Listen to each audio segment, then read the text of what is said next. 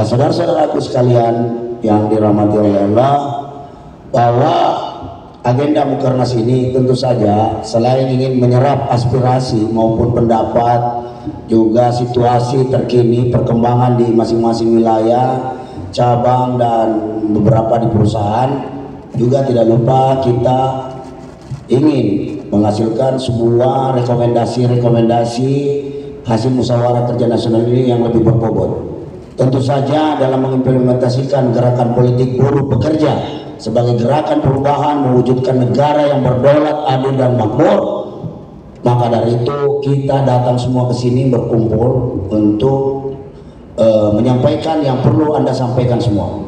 Jadi nanti tolong steering komite juga jangan dibatasi, siapapun harus berbicara, semua harus berbicara, dilarang melarang. Dia mau kritik DPP silahkan, dia mau kritik rejim yang berkuasa hari ini silahkan, dia mau kritik siapa aja bebas, yang penting semuanya bisa terukur dan terkendali, ya kan? Juga tidak lupa, saya hampir lupa ini, orang tua saya nih, soulmate saya juga ini dalam pergerakan baru-baru ini, Dayang Asis Karengemba, selamat datang Bang, ya kan?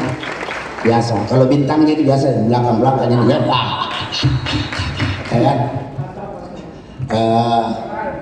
Juga saudara-saudaraku sekalian, tak lupa juga rekan saya harus hampir lupa ini ya, karena jarang kelihatan soalnya tidak pakai atribut masalahnya kan. Pak Sekjen KBMI Bung Ajat Sudrajat, ya kan, koordinator Aliansi Jawa Barat yang sebentar lagi melakukan aksi pengukuhan, juga teman-teman dari DPCLM KSPC Jakarta, dari Bekasi, Kerawang dan semuanya lah. Dan juga mohon maaf di situ juga ada Niko Sigalah itu di ujung tuh baru datang, ya kan. Terima kasih sudah mendatangi acara ini.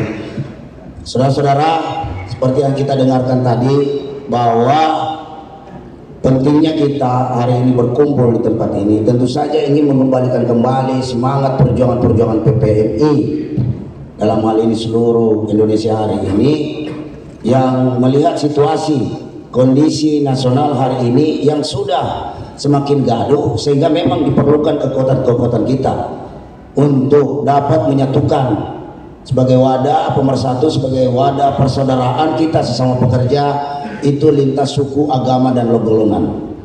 Maka kita berada di sini sehingga nanti hasil Mukernas ini dapat teman-teman bawa ke daerah masing-masing, ke seluruh Indonesia untuk ditularkan, sehingga mampu mewujudkan persatuan kaum buruh Indonesia.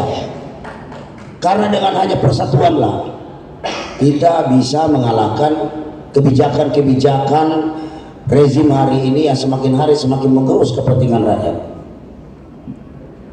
Setiap hari kita saksikan televisi, begitu banyak kegaduhan-kegaduhan, begitu banyak apalagi ini kejadian-kejadian yang tentu saja kalau kita melihat itu kita sangat miris, di mana setiap hari ada buruh di PHK, dipukuli aparat di depan pabrik, ada petani-petani kita yang dirampas tanahnya, ya kan, ada petani-petani kita membela ingin mendapatkan haknya, tanahnya untuk dikelola oleh mereka sendiri, pribumi di sana dihajar juga, bahkan sampai ada yang meninggal dunia kemarin. Ini kebetulan ada teman-teman dari Kalimantan juga ada di sini. Nanti dalam hal rapat sebentar tolong disampaikan juga kronologis yang Anda ketahui tentang kejadian yang ada di Seruyan, Kalimantan Tengah, yang hari ini terus terang aja sangat mencuat. Ini potret bahwa betapa kaum kapitalisme dalam hal ini diwakili oleh pengusaha-pengusaha jahanam, ya kan, yang hanya ingin merampas tanah-tanah rakyat melalui undang-undang Omnibus Law ini, semua menjadi legal karenanya. Jadi tidak usah bilang Anda punya sertifikat hak milik, tanah ulayah, tanah adat, ini segala macam. Kalau sudah dinyatakan satu tanda tangan dari istana menyatakan bahwa itu menjadi bagian proyek strategis nasional, maka jangan harap tanah itu pasti akan mereka rampas dengan segala cara. Jadi kalau kalian diam saja, ya kan, ya pasti harta bendamu semua dirampok. Jadi kalian itu akan menjadi kuli budak di negeri sendiri. Saya miris kemarin, saya mendengarkan kejadian di Kalimantan Tengah.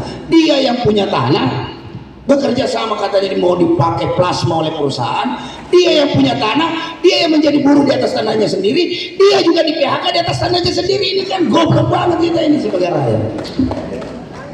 Ini kenapa? Karena kita lupa menyadarkan orang-orang tertindas ini, sehingga mereka semua larut dalam ketertindasannya. Bahwa kita ini manusia ini diciptakan oleh Allah Subhanahu wa taala, itu makhluk yang mulia, makhluk yang merdeka, ya kan? Makhluk yang memiliki segala kemampuannya hidup di dunia ini. Allah sudah memuliakan kita. Yang menistakan kita itu ya kita sendiri. Anda lihat, ketika Anda masih di dalam rahim ibu, kemudian Anda dilahirkan dengan susah payah, keluar dalam keadaan suci, bersih, bebas dari dosa, ya kan, disambut dengan kegembiraan, ya kan. Bagi yang Islam diajanin telinga kanan, qomat sebelah kiri, ya kan. Kemudian ketika Anda nangis langsung disusui, apapun yang Anda minta supaya Anda tidak nangis semua dilengkapi. Jadi Anda seperti raja ketika Anda bayi. Semua orang sibuk, bahkan Anda juga kencing sembarangan juga tidak dikejar-kejar Satpol PP. Bapak ibu tidak bisa marah, ya kan? Saking dimulianya Anda ini, ya kan? Nah ketika Anda menangis apa semua tengah malam orang bangun supaya kamu dilayani, itu artinya Anda dilahirkan dalam kondisi pribadi-pribadi yang merdeka. Tetapi betapa bodohnya Anda ketika Anda kemudian memasuki usia sekolah dasar 6 tahun, menengah pertama 3 tahun, SMA 3 tahun, kuliah 4 tahun. Begitu Anda mulai dewasa, ya kan, hidup di dunia yang nyata, di tengah kondisi hari ini, ya kan, tiba-tiba hak Anda untuk mendapatkan upah layak dirampas, hak Anda untuk mendapatkan kepastian kerja dirampas, hak Anda untuk memiliki tanah dirampas, jelas-jelas punya Anda digarong, Anda masih diam saja. Itu adalah kebodohan yang nyata. Anda mulia kecil, kenapa kalian giliran kalian dewasa kalian menjadi bodoh? Mau menerima ketertindasan itu, mau menerima penindasan, mau menerima segala sesuatu orang-orang yang merampok tanah kalian dengan pasrah. Udah kita doakan saja, mudah-mudahan dia mendapatkan azab dari Allah. Doa tidak cukup, doa tidak cukup, bahkan Anda dimurkai oleh Allah. Allah marah karena Anda mendiamkan penindasan. Anda marah karena Anda membiarkan diri Anda dijolimi. Anda dengarkan tadi pembukaan di sini, surah Al-Hajj ayat 39-40. Diizinkan berperang bagi orang-orang yang dijolimi. Perang aja diizinin, apalagi cuma demonstrasi. Itu bukan kata saya, kata Allah Subhanahu wa taala dalam firman-Nya di Al-Qur'an. Kalau kalian tidak jalankan itu, gak usah ngaku sebagai kaum muslimin dan muslimat. Kalian adalah munafikun, kafirun, yang tidak mampu menjalankan perintah-perintah Allah. Kamu 17 kali sehari sholat, kamu baca inna salati wa nusuki wa mahyaya wa mamati lillahi rabbil alamin, ditindas cicing, ubah kau jadi orang Islam. Sesungguhnya ibadahku, sholatku, hidup dan matiku hanya untuk Rabb semesta alam. Kenapa sama Jokowi kalian takut?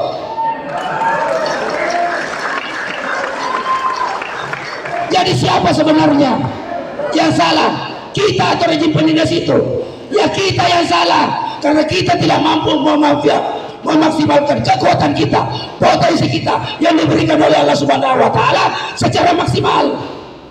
Masih aja mikir nanti saya di PHK, nanti tidak bisa bayar cicilan, nanti ditinggal istri, nanti ini, nanti itu, nanti terlalu banyak alasan. Ya kan? Kenapa? Karena kalian tidak yakin bahwa setiap orang-orang yang memperjuangkan pembebasan, memperjuangkan dirinya dari ketertindasan, itu bantuan Allah pasti datang. Karena kalian tidak yakin, ya makanya kalian ditindas, kita ditindas. Maka dalam mukernas ini perilaku-perilaku itu harus dikembalikan lagi, teman-teman. Setiap bacaan dalam sholat itu adalah doa yang terbaik dalam hidup kita. Makanya 17 kali kita laksanakan, mulai dari takbir sampai salam. Itu adalah doa-doa terbaik. Kalian harus pahami, itu doa-doa terbaik, dan tinggal kalian laksanakan, implementasikan. Karena sesungguhnya Allah amat membenci orang-orang yang mengatakan tapi dia tidak kerjakan. Sungguh Allah amat membenci orang-orang yang mengerjakan tapi dia tidak kerja, dia tidak pernah katakan. Munafik lebih berbahaya orang munafik daripada orang kafir.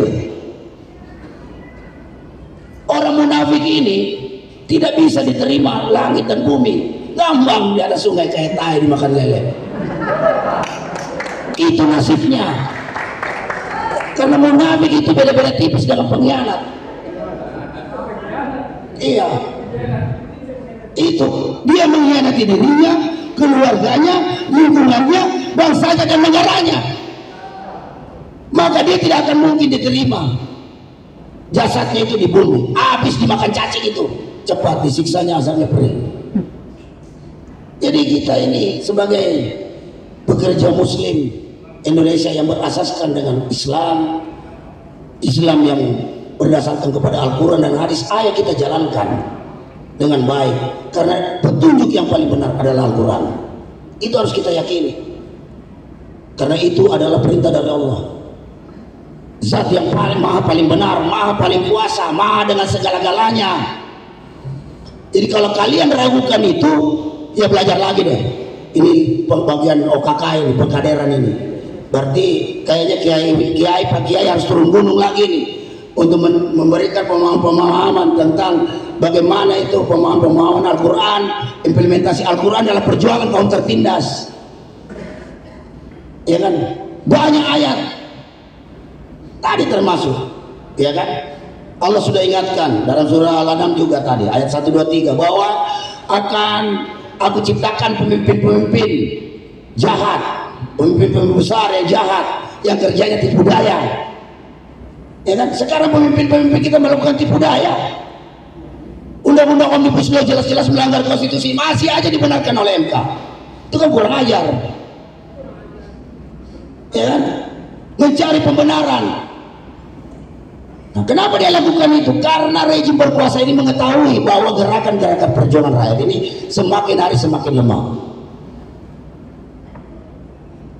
Rakyat Indonesia mayoritas masih menitipkan nasibnya, masih menjadi penitip-penitip nasib sejati, tidak mau menjadi orang-orang yang progresif, revolusioner. Padahal bagi pejuang-pejuang kaum tertindas itu dijamin oleh Allah untuk masuk surga. Ya kan?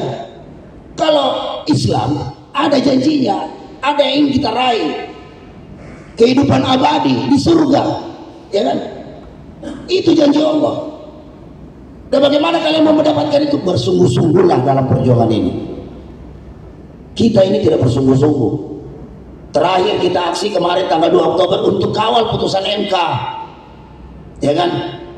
Ya bagaimana dari ketok palunya MK, lihat keluar aja masa yang terkumpul di luar tidak sampai 100.000, ya kan? Karena masih banyak juga PPA yang malas mengeluarkan anggotanya dengan berbagai macam alasan. Padahal itu adalah puncak perjuangan kita untuk step pertama, mendengarkan, mengawal putusan hakim Mahkamah Konstitusi. Kenapa kalian tidak datang? Giliran sidang ramai semua datang. Sidang-sidang ya udah itu preskon di depan, giliran hari H menunggu aksi kok nggak ada yang kelihatan. Ini ada apa? Ya kan? Kalau Anda digembosi di wilayah cabang,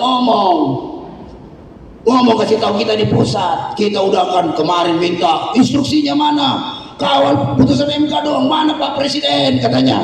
Giliran dikasih instruksi yang datang 4L, lu lagi. Ya kan?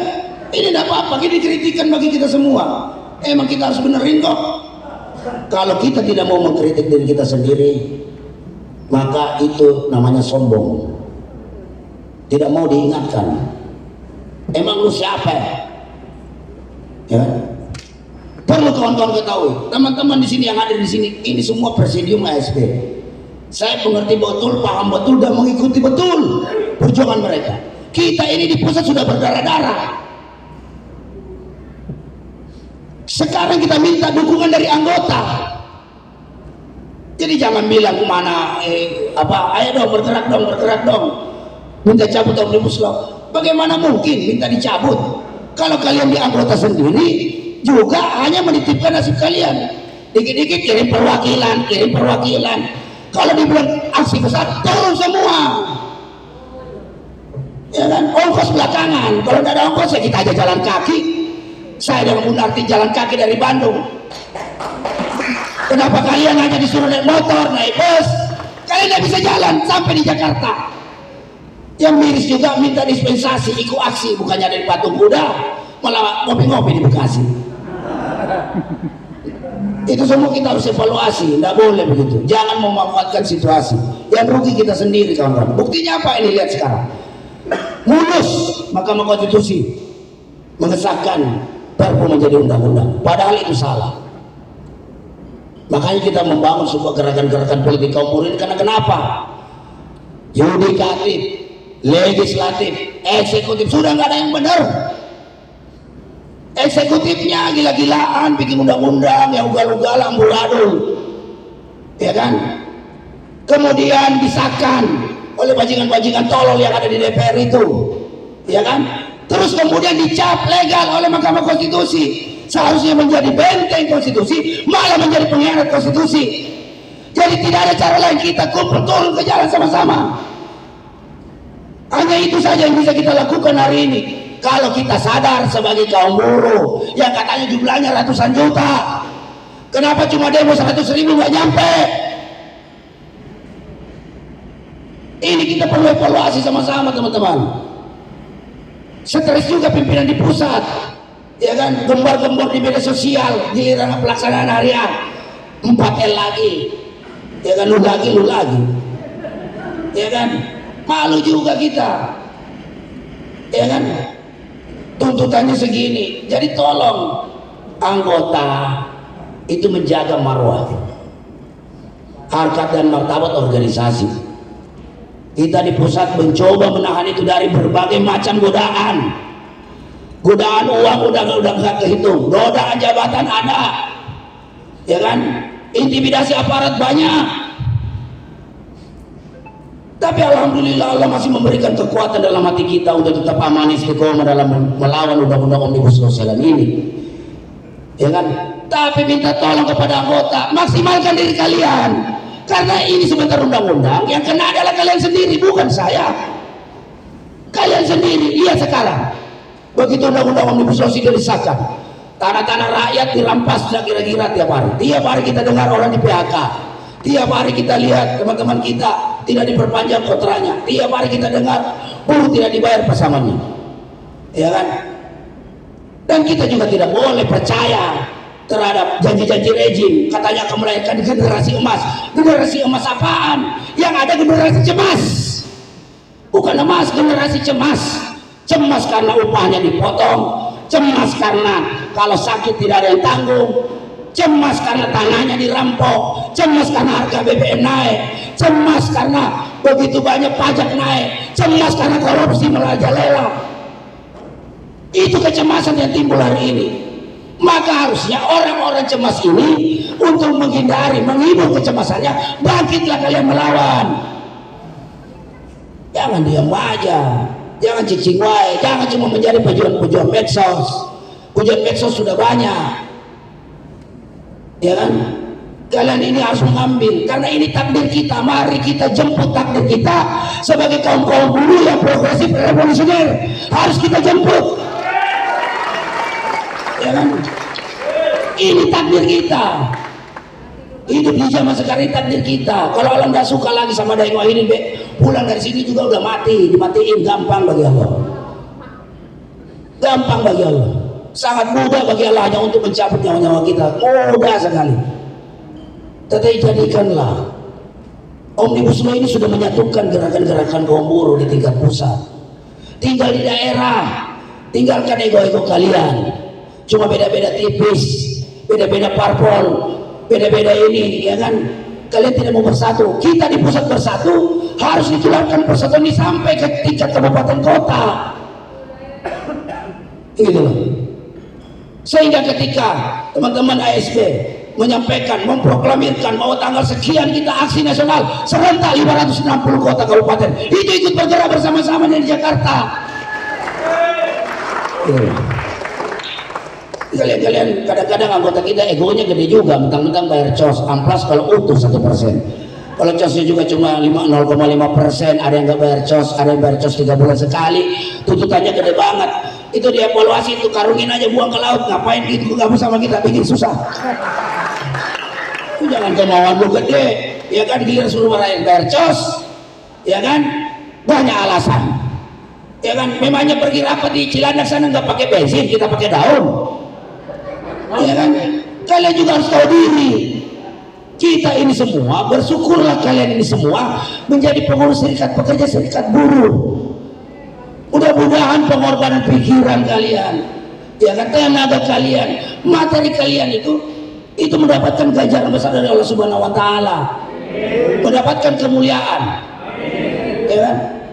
Contoh, Anda mendapatkan kemuliaan, Anda itu tingkat perusahaan. Kemarin waktu belum membentuk serikat pekerja, kalian dibantai habis oleh manajemen. Lihat HRD aja kalian takut. Semua perintah HRD dijalankan. Tapi begitu kalian membentuk serikat pekerja, sudah mulai ada negosiasi. Kalian sudah mulai datang, dipanggil oleh HRD, masuk ke ruang HRD. Yang seumur hidup kalian 10 tahun kalian di situ tidak pernah lihat ruang HRD. Gara-gara kalian berserikat, kalian datang diundang HRD, dijamu. Ya kan, supaya jangan demo-demo lagi. Itu kira-kira kemudian kalian meningkat enggak? Itu janji Allah yang tanpa kalian sadari. Allah angkat derajat kalian dari orang yang dinistakan menjadi dimuliakan, minimal level manager. Itu kemuliaan yang kalian dapat. Itulah ganjaran bagi orang-orang yang istiqomah dalam memperjuangkan hak kaum tertindas. Allah muliakan. Sebaliknya, ketika kalian dipanggil HRD kemudian 86, ya kan, ditawari sesuatu, ambil itu tawaran-tawaran HRD, segepok uang, besok kalian akan dinistakan. Begitu orang tahu, kau dianggap tai sama mereka. Kurang ajar pengingat kaum buruh, belum apa-apa udah jual nasib kita. Itu jadi bermain serikat buruh ini ada 2 poin yang kalian dapat. Kalau kalian benar-benar bersungguh-sungguh membela kepentingan kaum buruh, maka kalian akan mendapat kemuliaan dari Allah Subhanahu Wa Taala. Derajat kalian diangkat setinggi-tingginya. Begitu juga sebaliknya, kalau kalian menjadi penghemat buruh, penghemat anggota, maka takdirmu akan dinistakan oleh alam semesta. Manusia-manusia akan menghujat kalian, menghina kalian di media sosial ataupun ketemu, bahkan ada yang ludahin muka kalian karena kalian sudah mengkhianati perjuangan kaum tertindas. Dan tidak semua orang menjadi pengurus serikat pekerja. Kalian adalah orang-orang pilihan tanpa kalian sadari. Jadi fabi ayyi alai rabbikuma tukadziban. Nikmat apa lagi yang kalian dustakan? Mari kita menjemput takdir kita sebagai pejuang kaum buruh Indonesia, pejuang kaum buruh yang progresif, yang revolusioner, untuk melakukan gerakan perubahan di negeri ini dalam rangka mewujudkan negara yang berdaulat, adil dan makmur. Mungkin itu saja penyampaian saya. Semoga ini bermanfaat dan jadikan bahan sebentar dalam rapat pleno sebentar dan kita kupas habis. Semoga pelaksanaan Mukernas ini dapat berjalan lancar, ya kan, menghasilkan rekomendasi-rekomendasi yang berbobot, berkualitas, dan tentu saja bermanfaat bagi seluruh rakyat Indonesia, bangsa dan negara kita. Itu saja dari saya. Billahi taufiq wal hidayah. Wassalamualaikum warahmatullahi wabarakatuh. Ibu guru, PPMI Mandiri maju secara Allah ridho takbir.